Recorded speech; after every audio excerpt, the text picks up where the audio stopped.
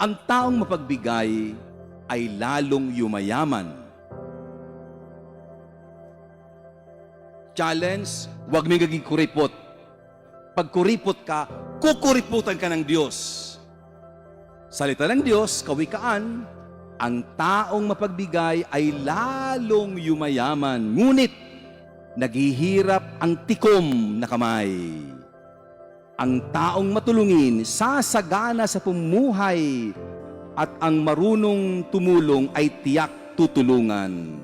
Sinusumpa ang lahat ang nagkakait ng butil, ngunit pinupuri ang nagbibigay pagkain. Proverbs chapter 11 verse 24 to 31.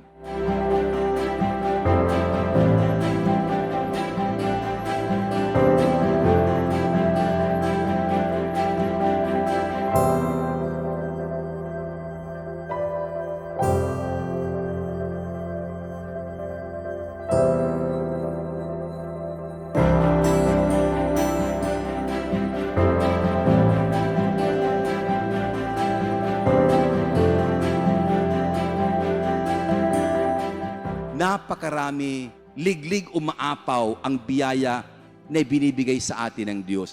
Huwag tayong maging kuripot.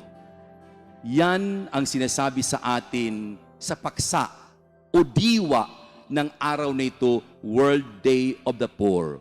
Huwag niyong pababayaan ang mahihirap, huwag niyong babaliwalain ang kalagayan na mahihirap. Tobit chapter 4 verse 7.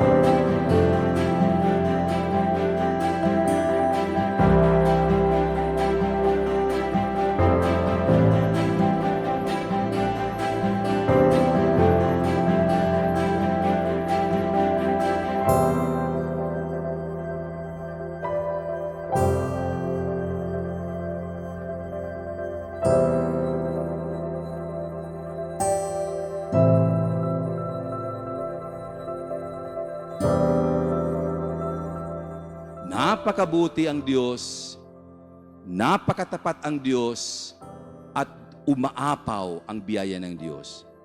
Tularan natin ang Diyos sa araw na ito at sa mga susunod na mga araw.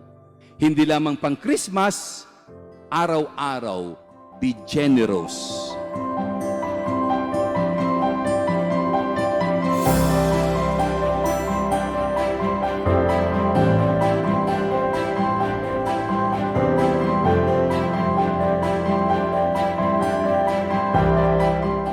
Yan po ang aral sa atin sa araw na ito, World Day of the Poor.